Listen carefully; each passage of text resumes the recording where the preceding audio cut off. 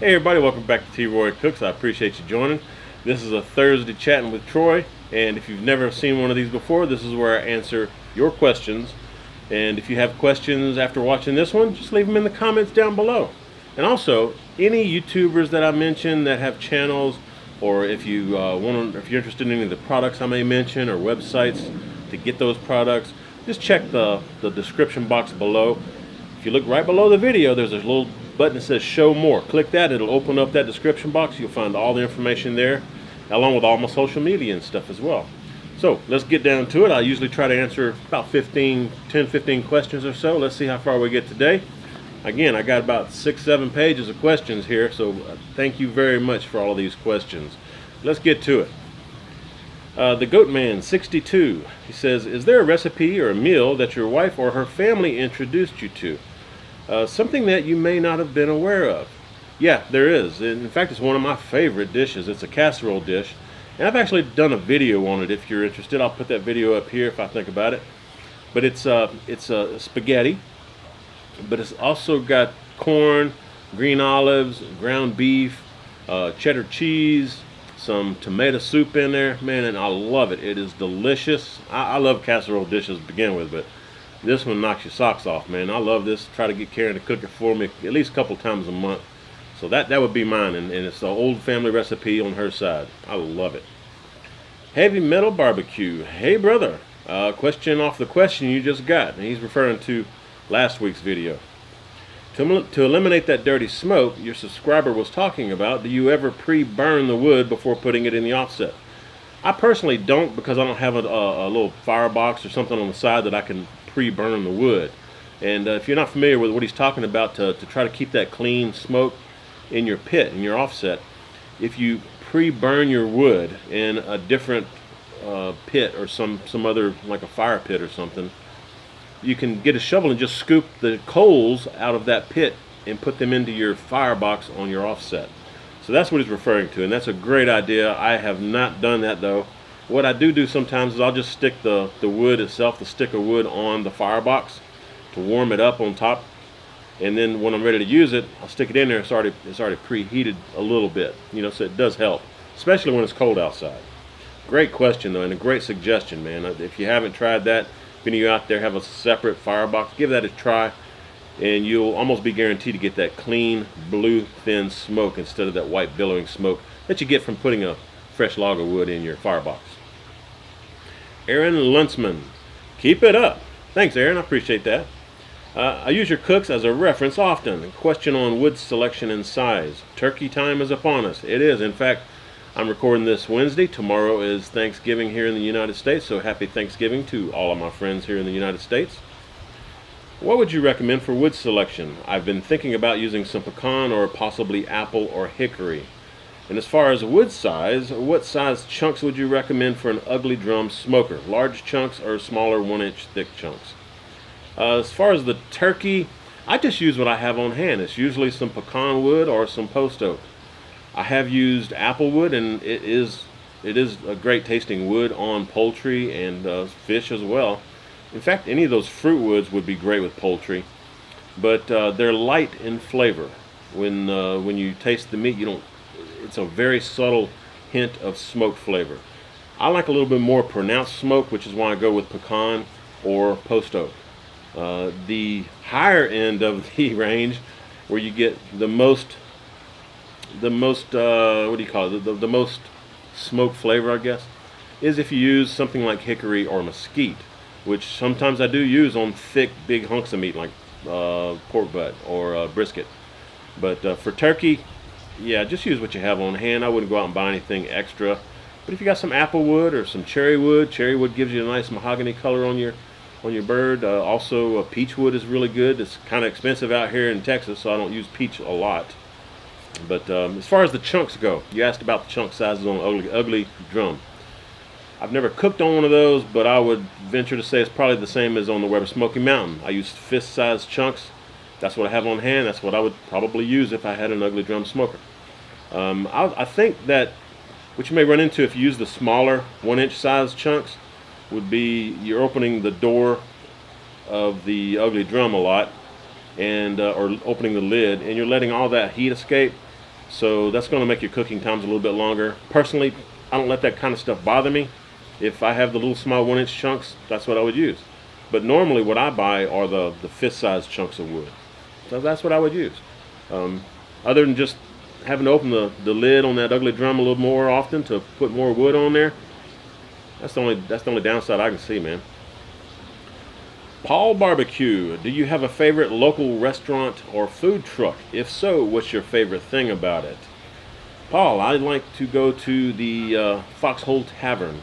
It's in Northwest Austin, not too far from where I'm living, and I really do like their food there. The chef he's very knowledgeable about putting different things together, and it's one of these restaurants where they purchase everything locally, all the vegetables, the meats, a lot of the spices. I'm sure they get that stuff locally, and so I'm helping that restaurant, but I'm also helping him support his business so he can help support the local farms and ranches around the area.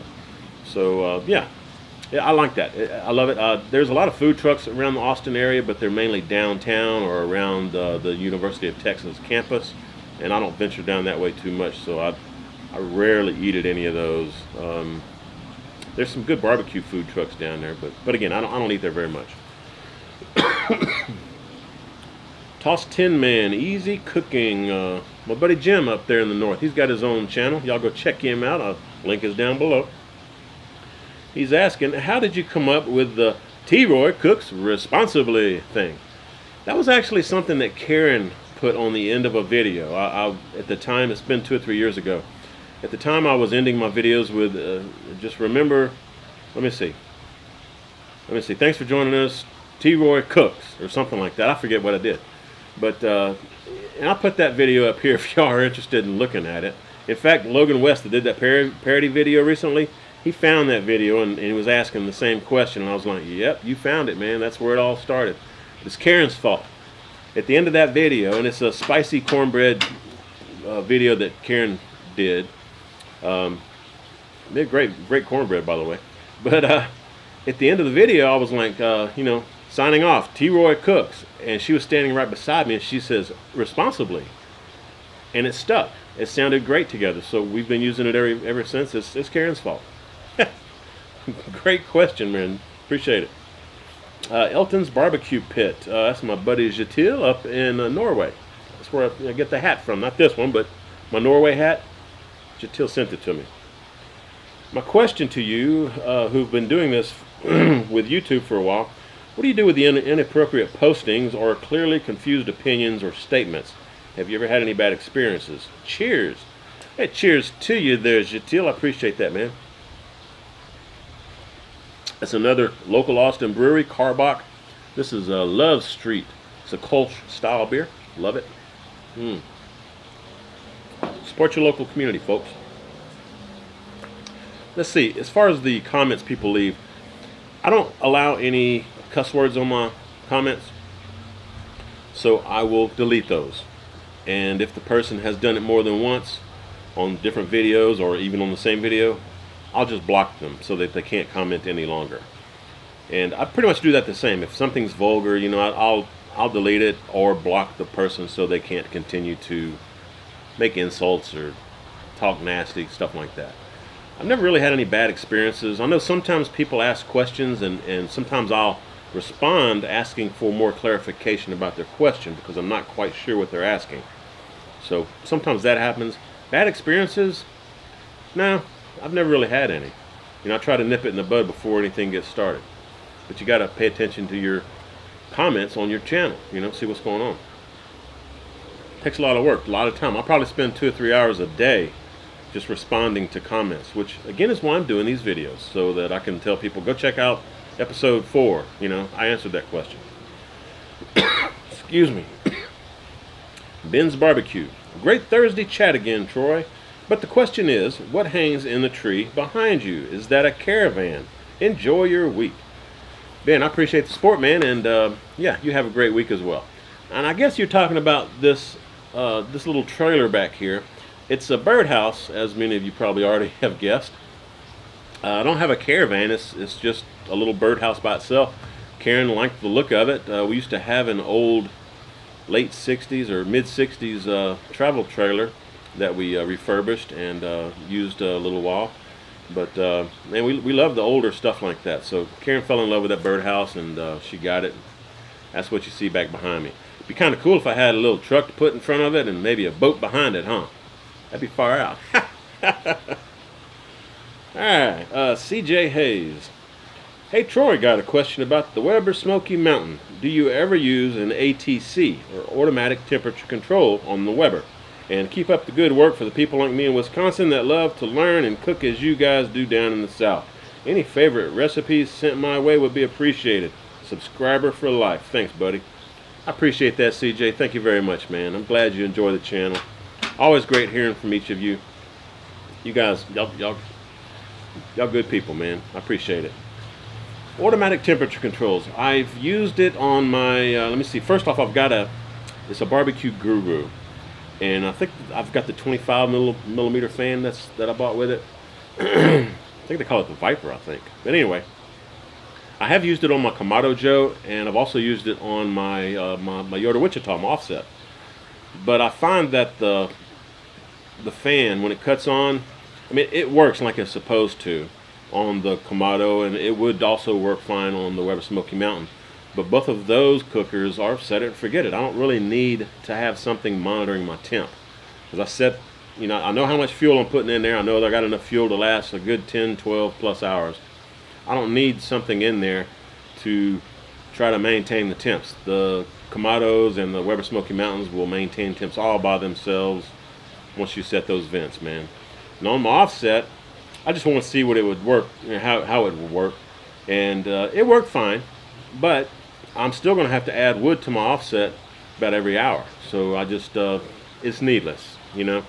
Mainly what I use that device for, the Barbecue Guru, is for the wireless function that I can check it from in my house on my smartphone. And I can monitor temps that way. But I'll just use it for the meat probe and for the grate level probe.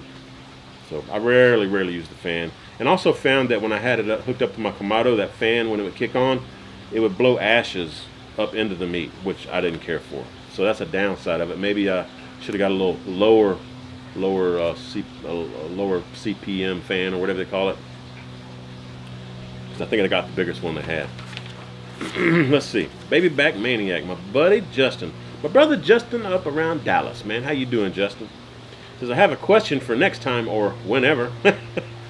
He says, your audio is pretty good, but I can't see a lav mic. How is your mic situation set up? You're right, Justin. I don't wear a lav mic, man. I don't like being tethered to a mic. Even though I've got one and it's wireless, and you may have seen it in my videos a couple of years ago. I did it for, you know, 3 or 4 months trying it out. It works fine, but I just don't like being tethered to a mic. I don't like having a mic on me. What I mainly use, what I'm using right now, is a Rode VidMic Pro. It's a shotgun mic.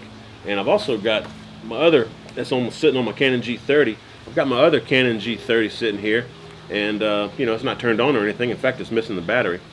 But I've got a LED light here. And I've also got this Rode VidMic Pro. It's a stereo mic. So depending on my circumstance, I may use the stereo mic or I may use that shotgun mic.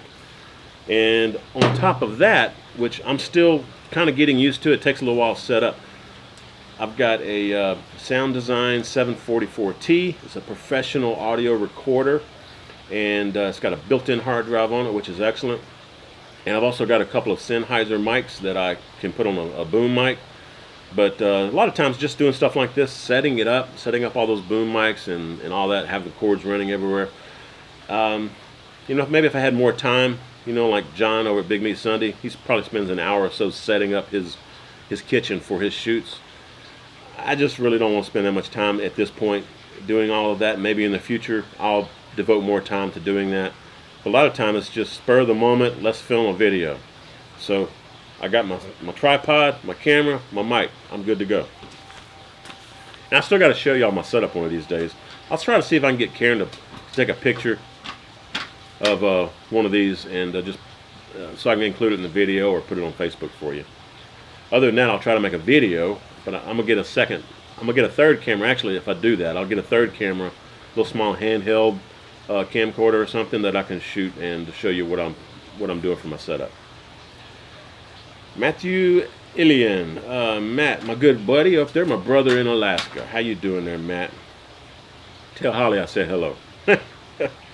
Here's a question you can put on your Q&A on YouTube channel. Meat probes, which ones do you recommend? There's so many on the market out there nowadays. Also, are they compatible with the iPhone or iPad or any other smartphone or tablet? Personally, I rarely use them since I learned old school, but occasionally I'll use mine. It's compatible with the iPhone and iPad. What I have noticed, if not calibrated, it will be anywhere from 3 to 7 degrees off. What are your thoughts on meat probes? Matt, I've only used a couple of them, really. I love the ThermoWorks ThermoPens, the quick read ThermoPens, and of course that's just a little handheld one. It's not connecting to anything. The other one is the Maverick ET733, which is a wireless probe. It monitors grade level and your meat, but it doesn't connect to your smartphone or smart devices. Also, recently, very recently, and you'll see in a video coming up where I'm cooking a couple of briskets. In fact, while I was cooking the briskets, this thing arrived that day. It's the ThermoWorks Smoke, and that is it's got 2 ports on it, one for the meat and one for the grill grate level. I wish I had 4 ports, man, that would be fantastic. But it's got the probes that read the within 3-second technology that the handheld ThermoWorks ThermoPen has. So I love that, but again, it's not able to be hooked up to your iPhone or iPad or any of the smart devices.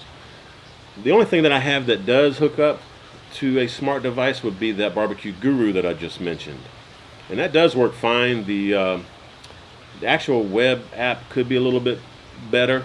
It's a little difficult sometimes to. Well, I got big hands, big fingers too, so that may be part of my problem. I mean, it works when you can punch in the numbers that you want. It works fine, but that's the only thing I have that you can use on a smart device. Appreciate the question, Matt. Great hearing from you all the time, man. Me and Matt we talk a bunch. Let's see what we got next. BBQ79. Hey Troy, great chat. Thank you, I appreciate it. It's nice to learn more about you, and yeah, that's another reason why I'm doing these type videos. I mean, I'm talking directly to you, so if you have a question, let me know. I'll try to answer it directly to you. That's the way we work. That's the way we do it here at T-Roy Cooks. Alright, he says, I have a question for you. Where is K-Ray? He's been missing for a while. I really enjoy your channel and you're a straight shooter. Alright. K-Ray. Man, I hadn't heard from K-Ray in a couple of years myself. K-Ray's up around Houston, and I know that he, a couple of years ago, was wanting to get into the food catering business.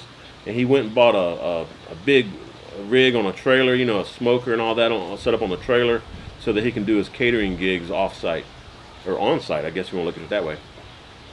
So he hasn't been doing a lot of videos on YouTube. He's still on Facebook. You might want to reach out to him on Facebook and see what he's up to, but last I heard he's doing some catering gigs, trying to make a living that way. I know the boy can cook. Yeah. Still need to go by and see him one day. When I make my trips to Louisiana, I need to stop in Houston and say hello to old K-Ray. And also my buddy Alvin. Hey, where you at there, Alvin? Brady McFell. Troy, have you tested the high heat fast cook method versus low and slow for brisket as well as pork? Do you prefer large chunks of wood, say half-gallon size container size, or the 2x2 inch size chunks? Thanks, bro. Brady from sunny Southern California. Brady, I've done the fast, hot and fast cooks on the pork butt, and it turns out fine. I'm just a old-fashioned low and slow kind of guy, though. I think that cooking low and slow helps develop that bark a lot better because you're leaving it in that smoky environment longer, and that smoke is what helps that bark develop. So cooking it hot and fast will definitely work if you're in a rush, but I just prefer the low and slow. As far as the wood that I use, it's basically, like you said, about a half-gallon size, milk jug size log, and it's just cut in 2. And sometimes they'll cut it in fourths, so I have 4 pieces making up the log, but most of the time it's just 2. And that seems to work fine for me. I don't use the fist-sized chunks in my offset. I'll use those on my Weber Smoky Mountain or in my Kamado. I hope that answered your question. Richie Rich. Troy, before cooking, what did you do? I love your channel. And I love you too, Richie. I appreciate you watching there, big fella. What did I do? Well, I've been cooking all my life, practically. If I wasn't cooking, I was sitting on the countertop, knee-high to a grasshopper, watching my mom and my grandma cook. So I've been in cooking all my life. Love cooking. I really am passionate about it. I enjoy eating really, really good food, man. As far as day jobs go, I was a bookkeeper at a bank. I worked in IT. Right now I'm like a network engineer, security kind of guy. So I've also done mechanicking, you know, auto mechanicking, stuff like that. Kind of a jack of all trades. You know, that's me. Scott Mager, or Measure. Sorry if I messed your name up there, Scott.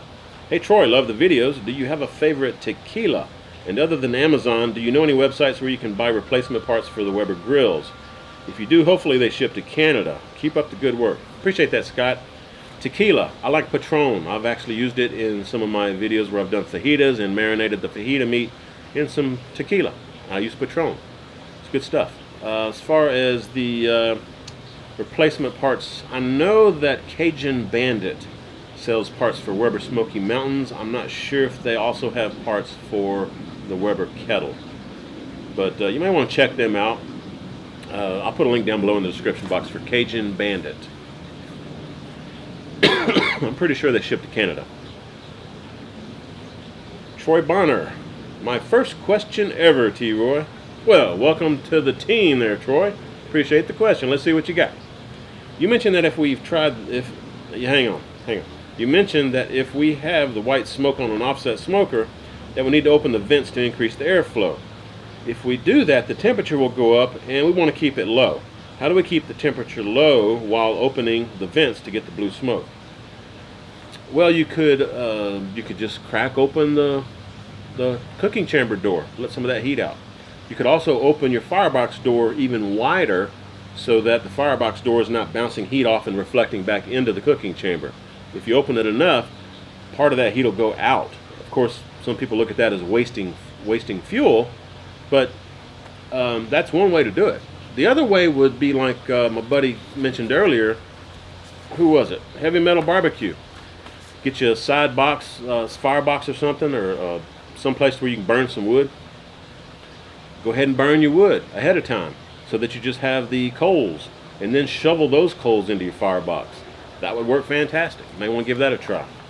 But I usually just open, if it gets too hot, I'll just crack open. You just quickly quickly open and close the cooking chamber door, let a little bit of that heat out, or open the firebox door more than what it was. So that helps me out. Man, I appreciate the question. Hope to hear from you in the future if you got some more.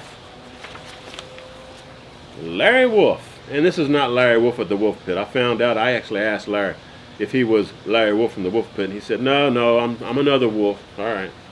So, Larry, I appreciate the question, man. All right, T-Roy, have you cooked a prime rib roast on YouTube? He says he looked through all of my posts and didn't find one. And if you haven't, could you do one? Thanks, Wolf.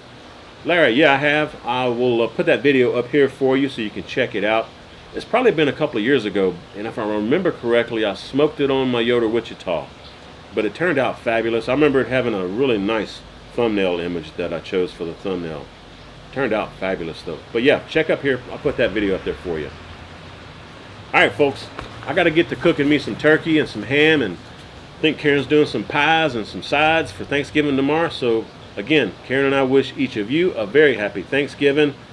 Appreciate you joining us. If you've got questions, leave them in the comments down below. We'll get to them as quickly as we can.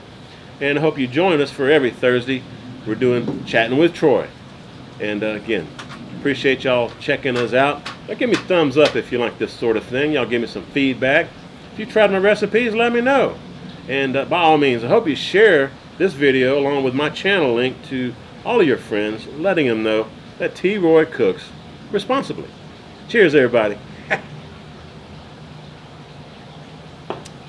Yeah, good stuff.